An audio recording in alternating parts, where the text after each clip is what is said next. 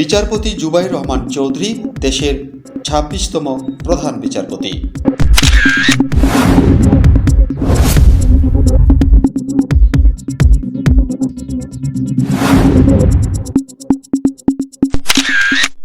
দেশের ২৬তম প্রধান বিচারপতি হিসেবে শপথ গ্রহণ করেছেন বিচারপতি জুবাইর রহমান চৌধুরী। রোববার সকাল ১০টা ৩৫ বঙ্গভবনে আয়োজিত অনুষ্ঠানে রাষ্ট্রপতি মোহাম্মদ শাহাবুদ্দিন তাকে শপথ বাক্য পাঠ করান। অনুষ্ঠানে প্রধান উপদেষ্টা অধ্যাপক ডক্টর মোহাম্মদ ইউনুস উপস্থিত ছিলেন। এর আগে গত ২৩ ডিসেম্বর রাষ্ট্রপতির আদেশক্রমে আইন মন্ত্রণালয় তাকে প্রধান বিচারপতি হিসেবে নিয়োগ দিয়ে প্রজ্ঞাপন জারি করে।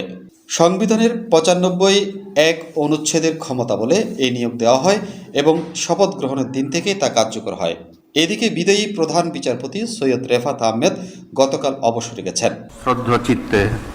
সশ্রদ্ধ চিত্তে শপথ করিতেছি যে আমি আইন অনুযায়ী ও বিশ্বস্ততার সহিত আমার পদের কর্তব্য পালন করিব।